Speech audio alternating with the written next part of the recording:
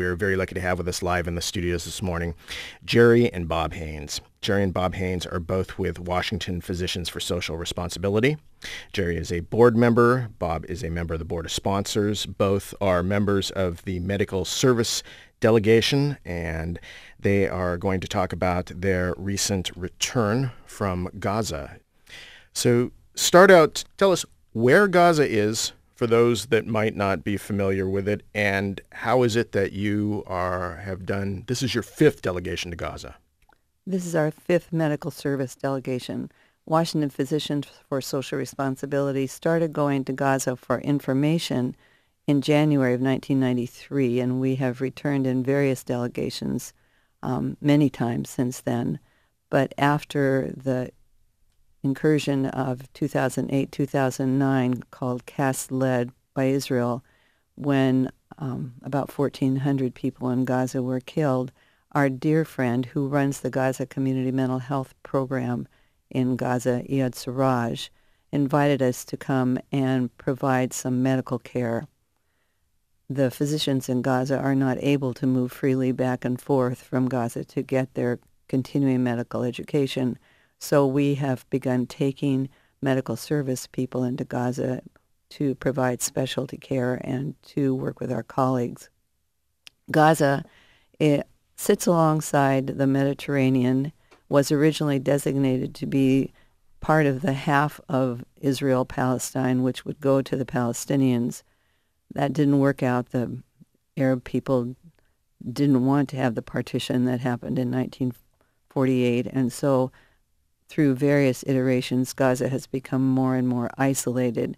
Since 2007, Gaza, which is about 25 miles long, sort of the length of Lake Washington, and 5 to 7 miles wide, holds 1.7 million people, has been under a siege since 2007, which means there is no free coming and going into Israel, and very limited coming and going into their border with at Rafah into Egypt.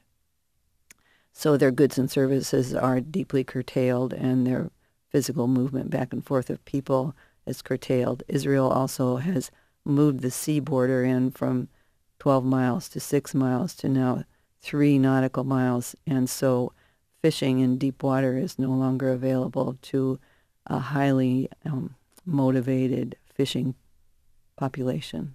It used to be the only source of their protein when they would get the fish, not only, but the chief source of protein, and now that's greatly curtailed, as you point out.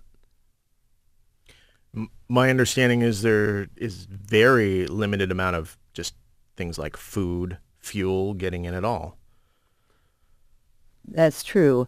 Right now, because the borders with Israel have been greatly curtailed, a good deal of what comes into Gaza comes through the tunnels that have been burrowed from Rafah in Gaza through down into Egypt. You want to talk about? There are about maybe 500. 500 of these tunnels that are now operating, maybe 50 of them at a time, greatly curtailed on both sides, and it's a whole political system around those. Just for starters, the young kids, junior high school age, are the little beavers that dig down and make these tunnels, and some of the tunnels collapse. They're very amateurish, and so there are deaths just to the poor workmanship of the tunnels. It looks like a series of tunnels just in this one spot that allows for goods and services to come through, but as they come through, they are taxed by the Hamas government, and so that adds another layer of bureaucracy to the whole thing. These makes for a black market as well, so there's a different way of managing, say, pharmaceuticals, that the legitimate pharmaceuticals that people buy and sell in the retail stores are undercut by these black market things, and no one knows the purity or the duration of time that some of these drugs have been sitting in the sun, maybe months before they get through the tunnels, and so the efficacy of these medicines is also suspect. One of the problems that we have seen, and there's a fellow who has gone with us twice, a toxicologist locally from Seattle, Steve Gilbert, who has reported on the difficulty of burning, or the difficulties associated with burning leaded gas. Right now, the fuel supply coming into Gaza is very much diminished. There's little coming in through Israel, which is where they would get their unleaded gas, and most of their fuel is coming in from Egypt, but even that has been curtailed, so that in this visit, which was different than one about 6 months ago, the lines for gas in the gas stations were maybe a mile and sometimes more than that long, and people waited sometimes up to 3 days to be able to get an allotment of gas. So the number of cars on the road in Gaza was really diminished this time, and again, most of the gas that's being burned is leaded, and because there has been a fuel shortage, also then there has been an electrical shortage, and the electrical shortage means that they have maybe 6 hours of power per day, and many people are burning leaded fuel in generators to be able to keep their refrigeration up or to keep their medicines safe, or for whatever reason. The hospitals certainly use generators for powering all their medical equipment on many, many occasions, and all of that leaded fuel going into the air is toxic. This actually sounds like it is worse than Baghdad during the height of the U.S. war there. I mean, they had more electricity then there than it sounds like they have in Gaza. It's episodic. Sometimes they have as much as 12 hours a day, but when we were there, they were about 6 hours a day they were having electricity. So it's hard to draw that comparison because it's so episodic, and what happens is it's not just monocausal. The Hamas government pays taxes to the Palestinian Authority in Ramallah, and Ramallah pays those taxes to Israel. And when the Hamas government decides that they don't have the money to pay the taxes to the Palestinian Authority then doesn't have the money to forward to Israel, so Israel cuts the power. And so it happens episodically. Well, and not only that, but during Cast Lead, the incursion of Israel several years ago, they bombed the generation factories, so that there's no easy access to electricity is as you say, multifactorial and multi-layered and very, very political.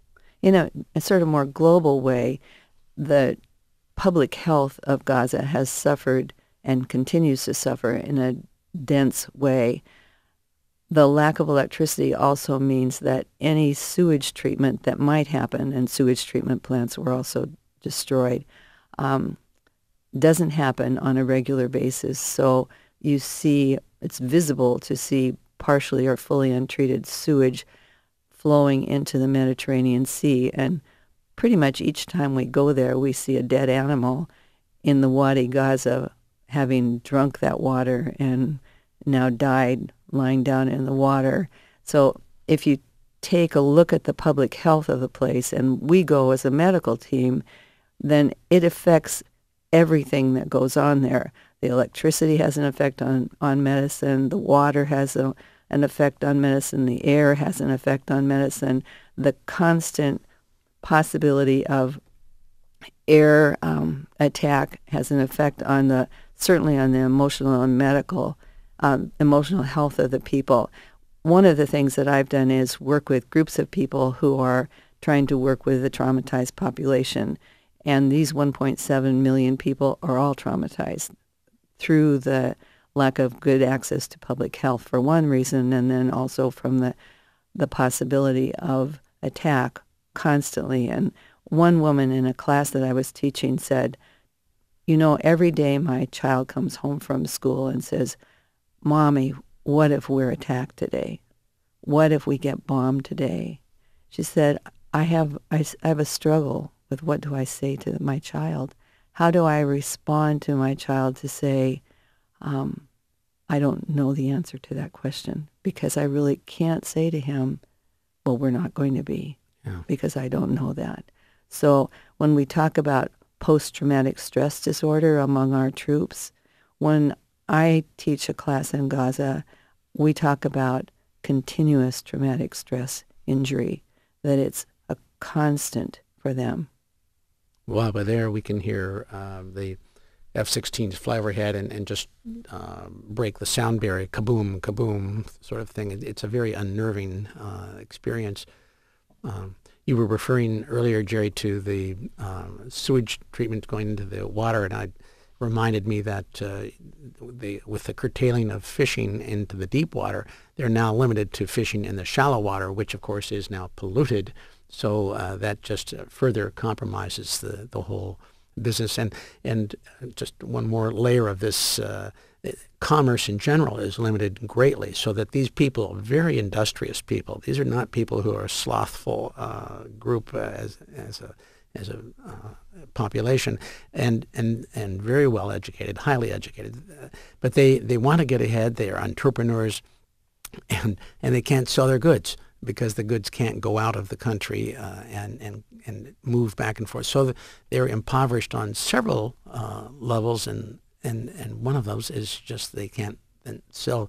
Vast quantities of food can be made and to grow and then sit rotting in the fields. So because they are not allowed to sell it to Europe as they used to do, or to Israel as they used to do.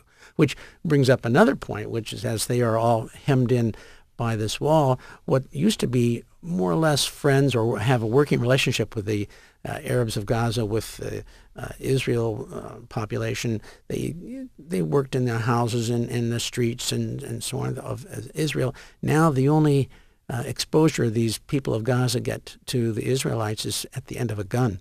So they just see a very bleak image of their neighbor that surrounds them and holds them in. Not something that would produce good friends and good relationships for future country building. The border, the long border of Gaza with Israel, has aquifer feeding areas from the sort of rainwater rivulets that flow underground. Water has become such a major problem for these people. The United Nations reports that between 90 and 95% of the water is polluted. The water that would feed their freshwater aquifers now is being pumped from the border through wells that have been drilled on the Israeli side and now pull the water into Israel for their really lovely fields of sunflowers and other crops that are being grown on the Israeli side. For about 300 to 500 meters along that border, there is a no-go zone, what's called the security boundary from Gaza to Israel. That no-go zone, which runs the whole length of Gaza along the Israeli border, is not to be entered by the people of Gaza, and that area holds approximately 1/3 of the arable land.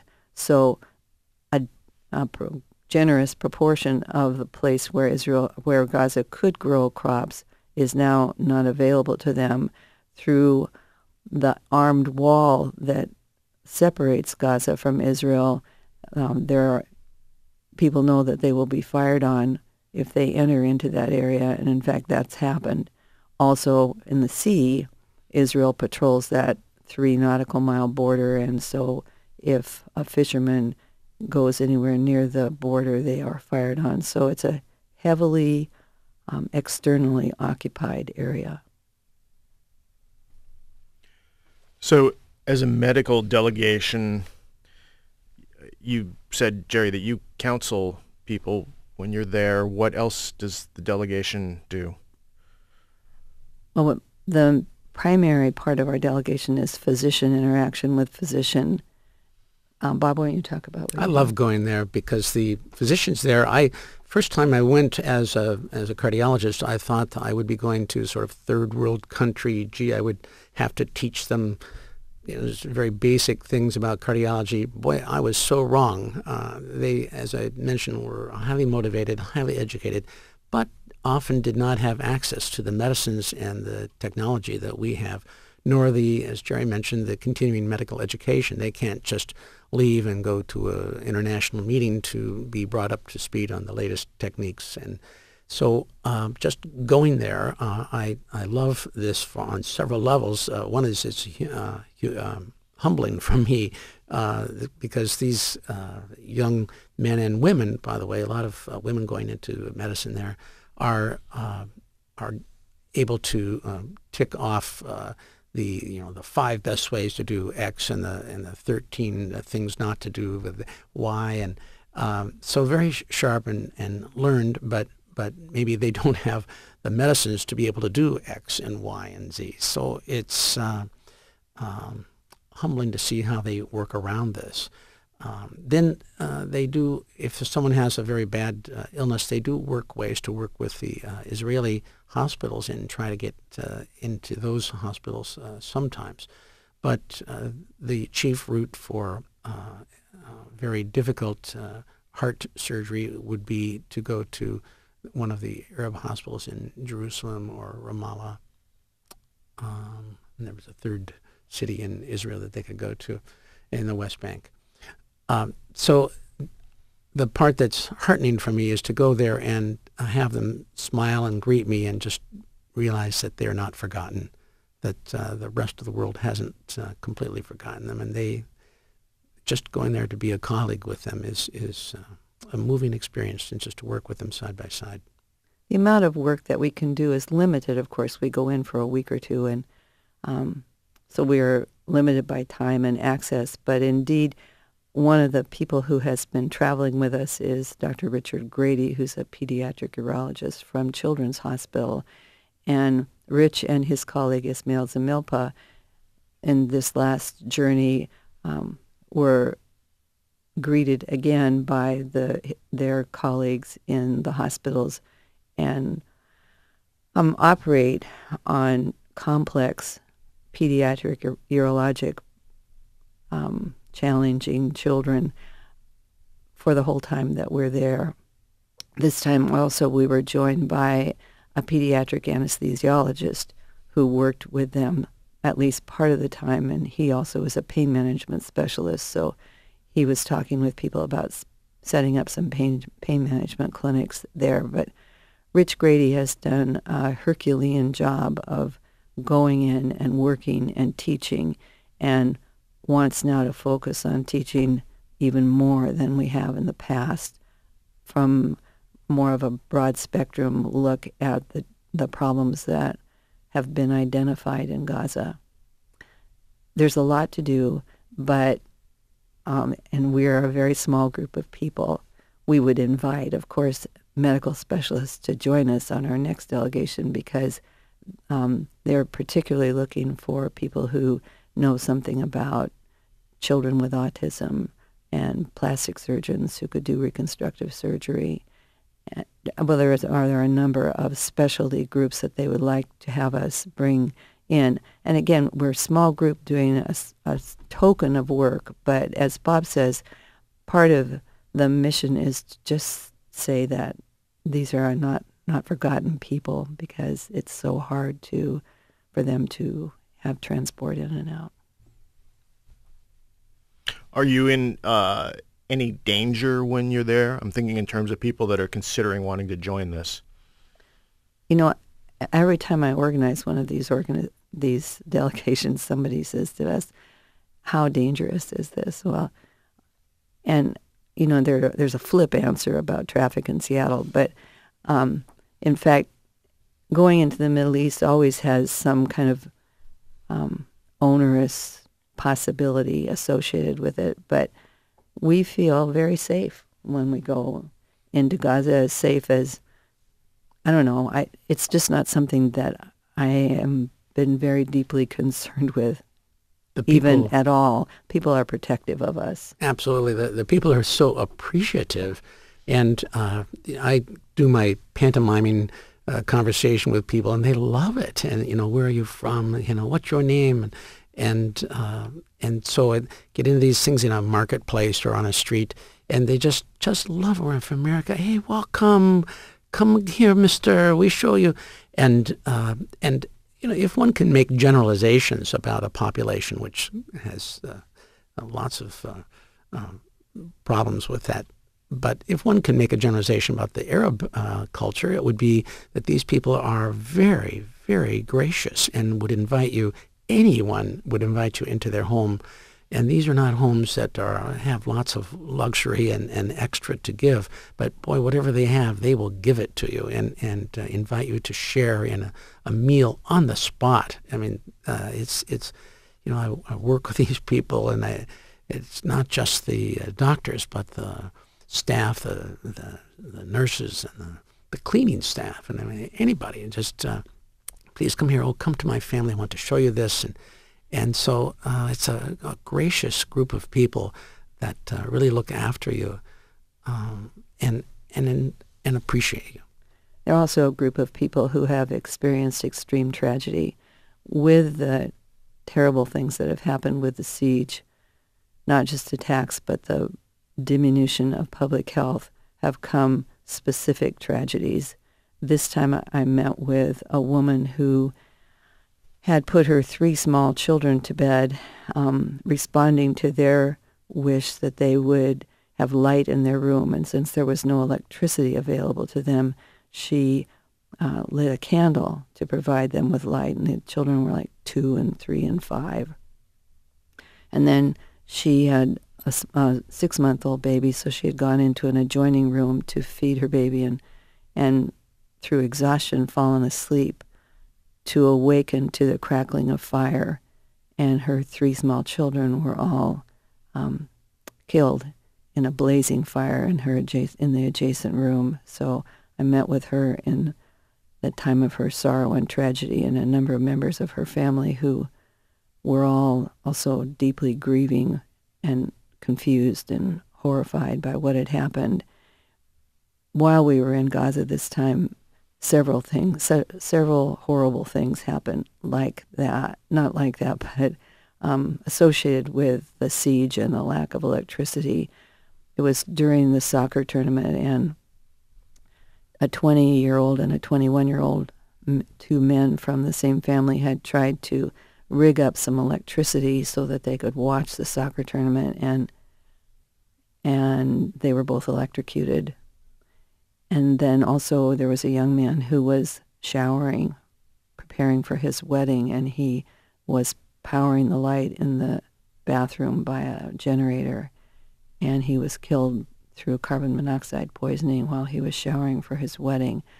These terrible tragedies then become known throughout Gaza, and the community of 1.7 million people grieve this awful consequence of the life that they are unable to affect in a positive way.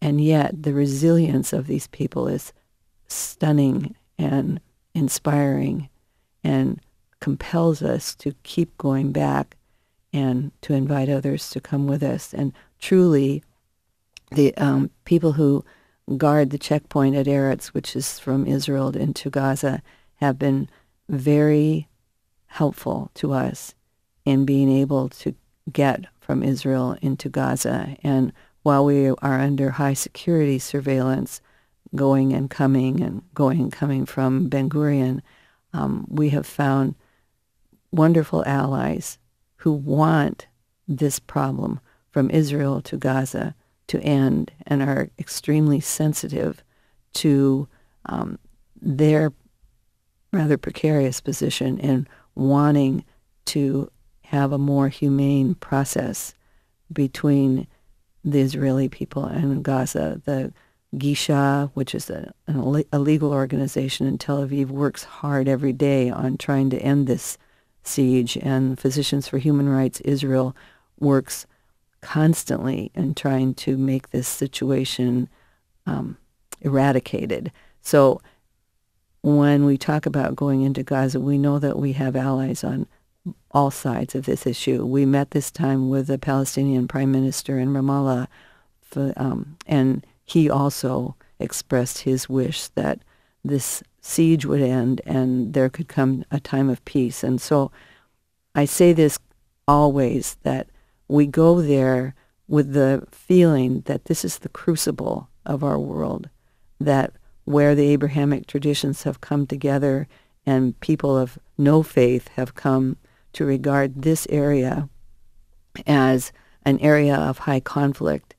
I always look at it and think, if the human family could come to a sense of peace in this crucible, that perhaps there would be a possibility, a potential for the human family to become peaceful throughout the earth. Only a couple minutes left, and not enough time to cover this, but the U.S. has a role in this. I mean, that's part. I would gather that's part of your motivation in going there. It's one of the reasons that I go is we see these pictures of terrible tragedies around the globe, and earthquakes and mudslides and tsunamis and Haiti storms and poor people devastated by natural disasters. Then we look at this disaster, and while it's terrible and it's a disaster, it's not natural. It's something that has been constructed by the politics of the world, and right now our taxes are, the United States taxes are paying billions of dollars per year toward the continued support of the State of Israel, and for lots of good reasons. But there are some bad things that happen, and this walled-off enclave of Gaza is one of those. So, yes, it is a motivation for me as I pay my taxes to lots of things in the world the United States does. I'd like to go in and play some small role on my own to try to make this Gaza situation better. We're talking with Gerri and Bob Haynes, both with Washington Physicians for Social Responsibility, and having just returned from a medical delegation to Gaza. How can people find out more about the delegations if they want to join? How can they support a future delegation if they can't join? Well, again, our supporting organization from the United States is Washington Physicians for Social Responsibility, and you can go to the website, wpsr.org. And if you wanted to contribute to the purchase of medicines, one of the things that we've been doing is taking in medicines for the Gaza Community Mental Health Program, because each time we go in, their shelves are empty, and they're very grateful for medicines to help this traumatized population. So you can make a designated gift through WPSR, or if you wanted to go with us to Gaza, and we would welcome you, you can contact me through WPSR, and I'll happily give you information. All right. Well, with that, we are unfortunately out of time. I want to thank you both very much for coming in and spending time with us this morning. Thank you, Mike. Thanks for making this possible. Again, just talking with Gerri and Bob Haynes, both with Washington Physicians for Social Responsibility. And you can find out more about their work via WPSR's website, wpsr.org.